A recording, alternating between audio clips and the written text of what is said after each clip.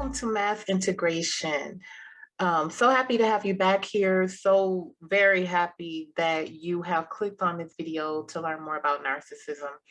Last time we talked about codependency because really they do a dance together, the same base. It is really who you are and how you come out of it, right? That determines if you're a codependent or if you're a narcissist. Some people can just have narcissistic qualities, but there's an actual narcissistic personality disorder, which is unbelievable when you look at the traits and see how this actual disorder plays out. It's almost amazing how it's almost like they all had a meeting of how to behave and they just go out and do it. It's really that significant in the key attributes of this disorder. So we're going to jump into it, but before we do, please remember to like and subscribe.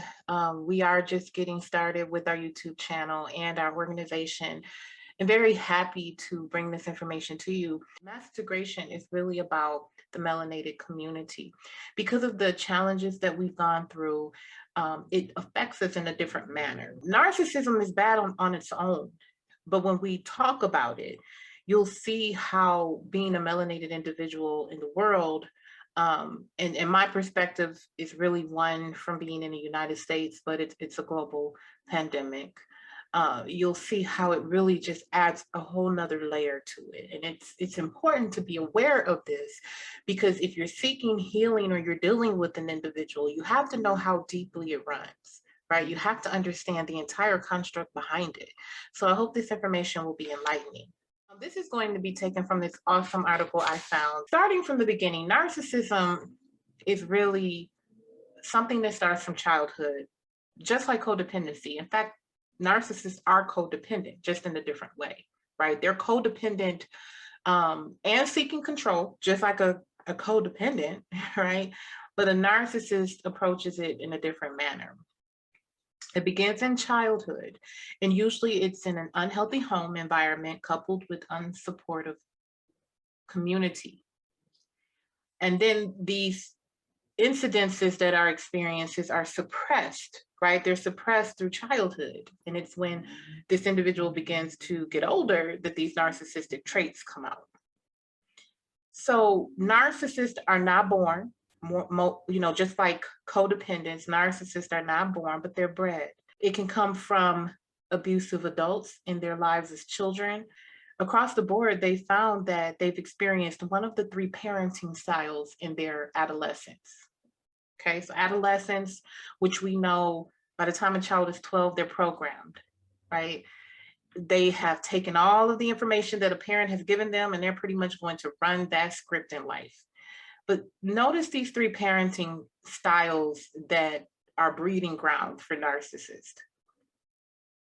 Neglectful or absent parenting, overindulgent or coddling parenting, or controlling and authoritarian parenting, each of which does its damage.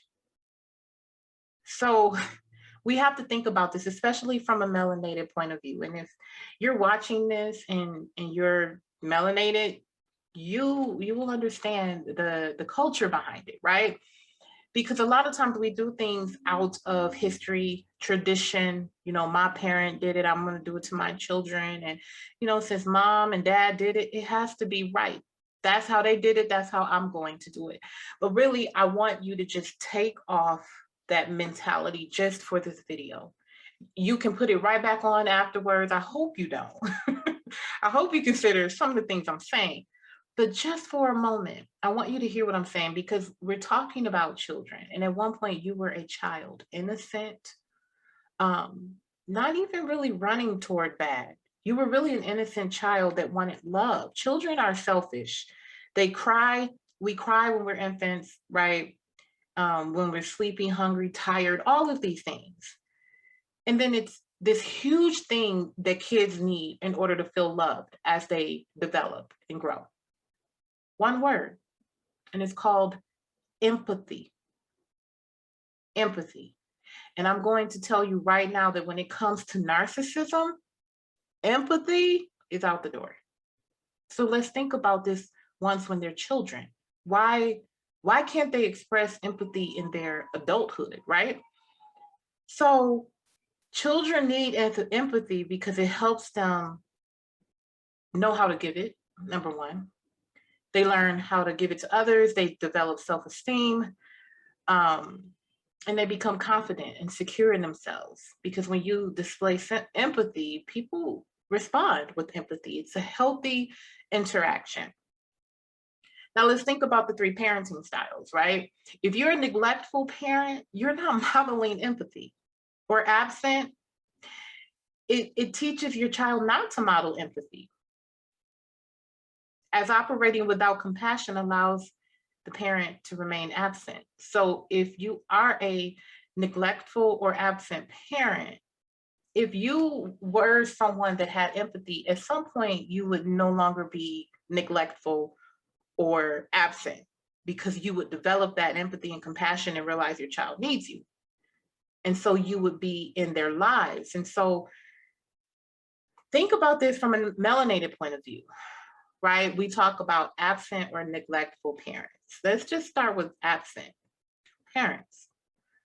It is a huge family structure that exists within African-American communities. A lot of times the father is absent.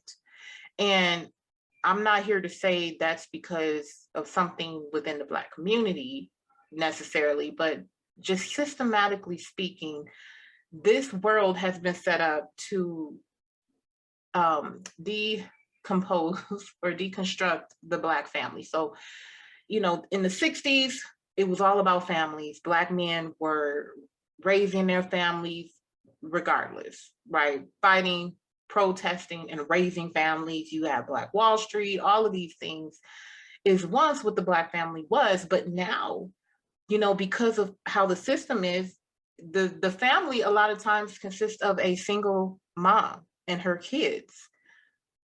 And so when you think about absent and neglectful, if a parent or a mother, a single mother, needs to provide for her child, she's going to have to work, or she's going to have to take care of them in one way or another. Okay, that's one scenario. So you're not there a lot. You're not there a lot because you're trying to provide. Another scenario is just having a Black parent, and we're going to go into this in other videos, but there is a huge need for validation within the melanated community. Now, when quizzed, when surveyed, African Americans score pretty high. And just my humble opinion is because we try very hard not to show our weaknesses because of our generational trauma that we've had. We don't want to be seen as weak or helpless. And so a lot of times we bury the pain that we truly have. But when it comes to parents and this need for validation, you see, a lot of times we don't have, our cup is not full enough to pour into our children. You might be a parent that had a child at a young age, and, you know, maybe you were 16, 18, 20, I don't know. You had your kids. And by the time they hit adolescence, right, which is when this narcissism really starts to hit, you may be at an age where you're tired of taking care of others. Like you feel like your whole childhood or young adulthood was taken away. So you just want to have fun, right? You just want to do you, especially in your 30s, like that's why grandparents are so important, because when you're in your 20s and 30s, and if you're a parent, you are really still trying to establish yourself. You may be in the midst of getting married. You may be in a marriage trying to solidify a lot of things, buy a home, build your career. There's so many things that you're doing in that age group, which grandparents, they're at a whole nother level. So they're able to really just pour that time into the children. But if you're talking about parents that are neglectful or absent, it could be for selfish reasons. There are selfish people in the world. We can't deny that. There are selfish people in the world. And there are selfish people in the world that have children. So when it comes to time, they're not generous, right? And when it comes to their issues, even generational issues of not feeling good enough and constantly, being empty, running on empty. You see, as a parent, you have to be full enough to give to your kids. And if you're not mentally healthy, we don't give to our kids properly. So let's move on to the other type of parent. Coddling parents. They don't teach their empathy either because they encourage their children to overlook the impact of their decisions. Nor do they teach self-confidence while celebrating self-absorption. So if your child can do no wrong, they're always getting their way, there's no consequences for their actions. They do whatever and you save them. They do whatever and you praise them. They do whatever and you hug and kiss on them. Do you see the breeding ground for narcissism? Right? And a lot of times this may happen in a Black family if you have a parent that's codependent. Right? Because when it comes to codependency, it's not only about romantic relationships. You can check out the codependency video, but it's all relationships. It's how you approach the world. So even with your children, they can get away with a lot because you don't want to upset them. You just want them to be happy. You just want to give them because it validates you as a parent, right? So that's another breeding ground for narcissism. Authoritarian parents. They reduce their children to accomplishments, creating an obsession with the appearance of perfection and success above everything else, making self-esteem and self-awareness almost impossible to prioritize. So the authoritarian parent is like militarized. They're going to tell you what to do, when to do it, and you better be good at it because that's the only time that you matter. Right? Your self-awareness, your self-esteem, who you are, your dreams, your goals, just do what I tell you to do and do it well. Now that can be in the family structure of having a narcissist as a parent, right? With narcissistic traits. So these poor babies, right? And then they grow up, right? They grow up and they try to cover up these years of not feeling seen, or because even if your parent is over coddling, you can still not be seen because even if you do bad, they don't see you. They're treating you one way, regardless of how you behave. And that is very damaging. Now, they did a brain scan of narcissists, and it was interesting. The human brain is made up of 60% white matter and 40% gray matter. White matter is our communication channel. In a brain where white matter and gray matter are appropriately proportioned, appropriate responses are rendered to sensory stimuli. Our brains need white and gray matter in order to communicate in a healthy way. However, in narcissists, it shows, according to studies, that they display less gray matter on MRI scans. And this is involved with the cognitive function and emotional regulation. Because it says this part of the brain, it provides an appropriate mental response to emotional experiences. But when gray matter is minimal, these encounters aren't appropriately processed, meaning appropriate cognitive responses are never formed. When you're raising children in the matters that we discussed, you're literally brain damaging them. They don't have that chance to appropriately develop the cognitive responses within the brain. And if it's untreated, this trauma, then the brain begins to change.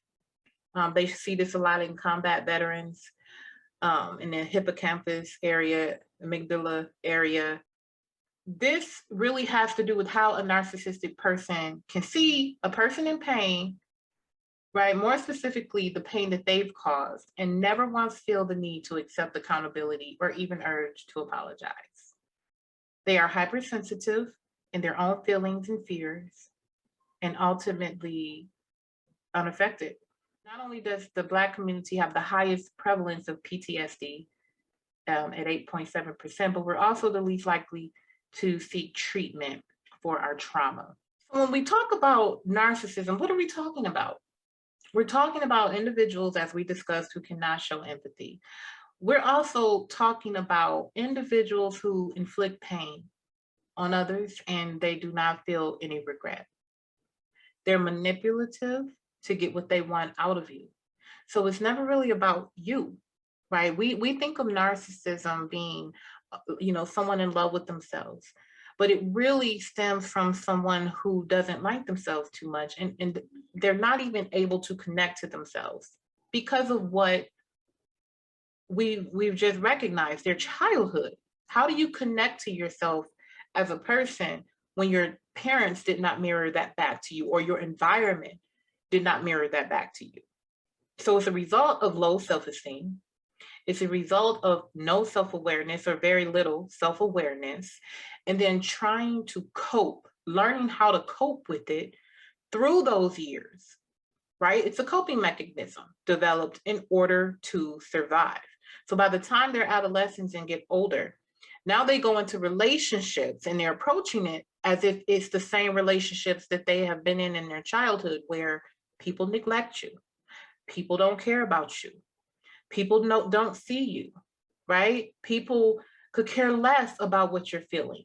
And they really truly go into the world thinking that this is how people are. And their brain, as we just discussed, is literally programmed that way. Literally programmed that way. So they're not really having true relationships with anyone. They live in a false self. They no longer know who they are because it was never mirrored back to them. No one ever took the time to say, this is who you are, to praise their good qualities, to help them correct their bad qualities. That never happened in their childhood. So now they come into the world, let's say romantically, they're dealing with someone, right, in relationships.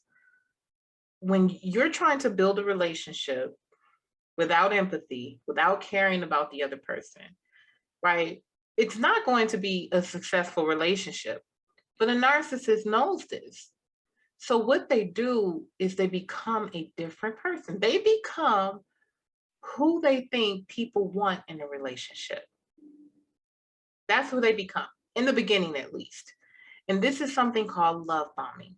So when you get into a relationship with a narcissist or someone with NPD, they're going to love bomb you. They're going to be everything you ever wanted because they investigate, they observe, they ask questions, and they want to know, what's your pain? What's your past? What have you been looking for in everyone else and you've never found it? What kind of man do you want? What kind of woman do you want? And then they become that. Now you would think, why would a narcissist do that? Well, for one, if they truly showed that they didn't have any empathy and didn't care from you from the beginning, then you would never give them a chance, right? But the other part of it is that narcissists target people that they can get or benefit from. And it's called narcissistic supply. So they were never mimicked love, care, all of those beautiful qualities, right? All they know is survival. So when they meet someone, they see if there's anything about this person that can benefit them. And then once they figure that out, they become everything that you want them to be in order to get that benefit from you. So in a sense, when they meet you, they decide if they're going to invest in you, meaning investing so that they get something out in return or not. Now, the other quality is you not only need to have something that they benefit from, but they want to know that you've been wounded in the past, you've been hurt, just like them, but the way that you cope with it is through a codependent nature, or you might be an empath and show a lot of empathy. And then that is what they use to manipulate you. Narcissism isn't new. It's a psychological problem. When they go unaddressed, especially in the African-American community, it gets worse. The Black community has endured unspeakable amounts of trauma. A lot of times, our behavior is adaptive to that trauma. So let's think about this. When I mentioned these 3 parenting styles, and I mentioned the coping mechanisms that these children have adopted in order to cope, This is in conjuncture with a generational trauma that exists already deep down inside. When I say generational trauma, I mean years of being mentally abused, years of being physically abused, being treated worse than animals. It's our genetic memory that follows down the line with this. So if you're a young Black person that's in a family, because there's so many mental health issues already just from our past, okay? And then your parent neglects you, it builds upon the neglect and the trauma that is already inside of you. You're more susceptible to these things. And I've heard this, and many people say this, that like Black men are all narcissistic. Studies do show that men are more narcissistic because of just how society is. But think about the Black man for a moment, because do not get me wrong, there are absolutely narcissistic women, even Black women. But let's just talk about Black men for a second, because there's a lot going against the Black man, right? When we were talking, when slavery existed, the Black man was demasculinized. You know, he was not able to be a man. He was not able to provide for his family. You know, he was not able to speak his mind. Anything that was manly about that man was muted, stored. All that anger, all that frustration, you know, your wife could be taken, your kids could be taken, and you could do nothing about it. You're beaten every day, you're told what to do every day. We're talking about hundreds of years of this. And if you think that families can come out of that and be okay, as if it just doesn't affect anyone, if you have slaves that have endured that and they raise children, yes, you might take the slave out of slavery, but the slave is still mentally there. They're still mentally traumatized. And that trauma passes down to family after family after family. And when you talk about the Black man, there is such a need to show masculinity. And rightfully so. Rightfully so. But on top of that, when it comes to pride and ego, a Black man don't want to be seen as a victim or weak or any of these things. And so there's a masking, right? In the world that we're in, there's a priming of covering up any emotions you feel, any heartache, anything that you didn't like growing up, anything that you felt wasn't fair. You're not allowed to talk about that because you're a man. You're a man. Suck it up, move, keep it moving. So now you think, oh, okay, well, I can just talk the game and I'm cool. I can just say I'm this and say I'm that. And no matter how I feel when I go home and lay my head on that bed and know that I hate myself, that I'm not feeling good about myself, I don't love myself too much, but I can act like it when I walk out this door. I can act like it when I'm dealing with others, that everything's okay. And this is a huge thing in the Black community, even for women, overcompensating, because there's validation in very few places. When you're a Black woman, you're automatically angry, right? You're automatically not smart. You're automatically a single parent.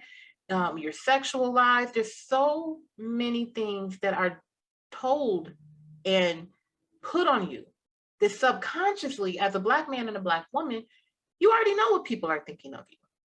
So you're going to try twice as hard to not be that or show them that you don't care. But what I'm saying is take time to process what you feel. Is it okay what people say? Absolutely not. It's not okay what people think. But if you're really being honest about it not affecting you, and you're being honest about being healed and beyond that, then that is wonderful. And I applaud you if you've done that work and you're unaffected, like truly unaffected in your life by it. But if it's something that is lingering deep down in your heart, that bothers you, that makes you feel unworthy, that makes you feel like you have to become a different type of person, that you can't show weakness, that you can't take that time to actually heal, I'm begging you that you do, that you take a look at the relationships that you're in, right? From the least significant to the the most significant and most importantly, yourself, the relationship with yourself. How do you show up? How do you show up? How do you view people? Do you view people as pawns to your success or just to use them? And if you do, ask yourself why. Why am I looking at other people this way? Or do I approach people with an authentic heart, always protecting your heart, but authentically being me? Authentically being me. Because here's the other thing. If you're codependent and you're coming in contact with these narcissists, you are the best thing that ever happened to them. A narcissist loves codependence. Same issues, same past. And then when you have a codependent that's high in empathy, narcissist dream. A narcissist will manipulate you, use you, and then spit you out. And then come back again for more. Because they know that a codependent is primed for that. A codependent just wants to please and be loved. And they will do anything for that. Until the codependent wakes up and understands that you've been lovable all along. And there will be more videos addressing this, but I just wanted to start off talking about this narcissistic and codependency approach. So the question is, are we culturally keeping up appearances while struggling with self-esteem behind the scenes?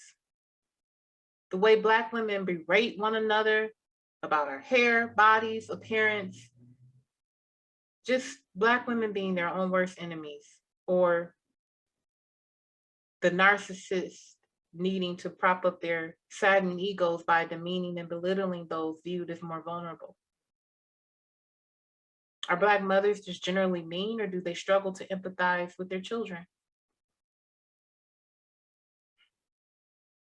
It shouldn't be a surprise that narcissism is the highest among Black men and women. This is an issue that you will find all over the internet.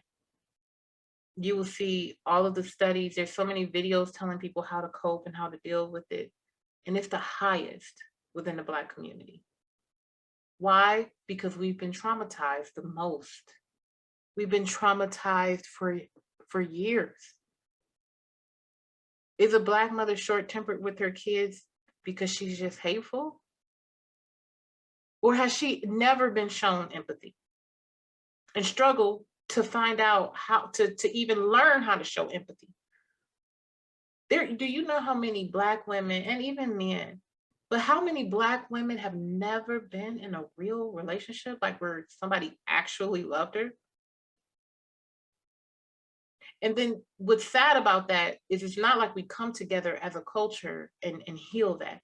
But then there's the Black men, right, that come along and take advantage of that. And vice versa. There's Black men out here that have never had a woman to just care for them and support them. But the woman comes around just to take and take and take from him.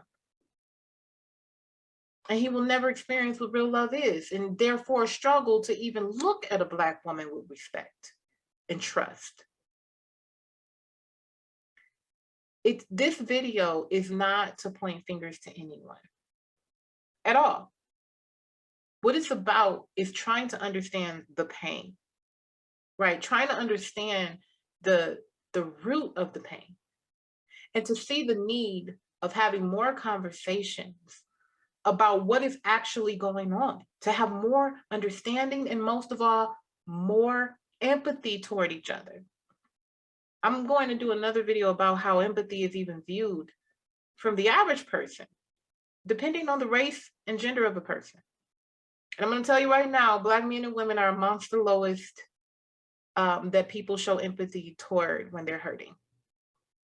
So in essence, my pain is not as bad as a white female's pain.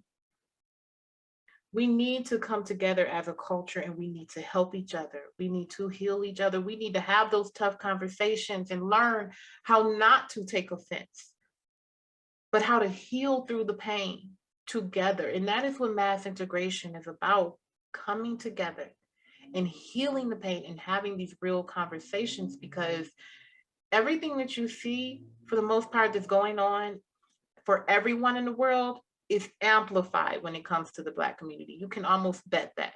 is amplified because there's so many issues that we deal with as a culture that it's just, it buries, we're buried with trauma. So please take time. There's going to be more videos about narcissism, codependency, especially narcissism, because we have to protect ourselves from narcissists. We can understand where they come from, but you have to protect yourself. I am really big on not just judging people, right? But trying to understand at least where they come from, so that when you turn your back on them, you know what you're turning your back on. And if we're going to come together as a culture, we need to understand what's wrong with, or what happened to some of our culture, so that we can place them appropriately in our lives. But to understand that there's people that exist with different issues, not to throw the whole culture away, right? But just to understand and that there's people that have been raised a certain way and they're struggling just like you and me. Appropriately place them in your life, right? But don't give up on the culture. Don't do that. No other culture does that, but melanated people, African Americans, we do. You know, we think that all Black people are the same. We don't trust all Black people. We think all Black women are the same. And it's just not the truth. We have different upbringings. We have different personalities. And when it comes to narcissism, is it something that can be healed? Studies show no, it's not. And what I'm going to go into eventually is the spirit behind narcissism, right? Because we fight a spiritual warfare. And we have to understand that there's strongholds on many of us that put us right up in that spiritual battle too. So we have to do some maintenance and some cleanup with our spiritual selves as well. So these are the things that we're talking about within the Black community specifically, right? If you are melanated and you're watching this series is for you. And mass integration is for you. So I hope that you appreciated the information. Please like and subscribe so that others can have a chance to review this information as well. And also, I want you to stay in tune with the other videos that will come out, because this is going to be a full-blown process of how to truly get to the bottom of this. Because in my opinion, yes, we all suffer from many things, but I truly think narcissism and codependency is a huge issue when it comes to Black love or just Black culture. Like, what is happening to our culture? It is something to be celebrated, right? It's not about disliking others. It's about loving yourself. That's what it's always about. That's what healing is always about. So I send each and every one of you love and light, and I will talk to you soon. Bye.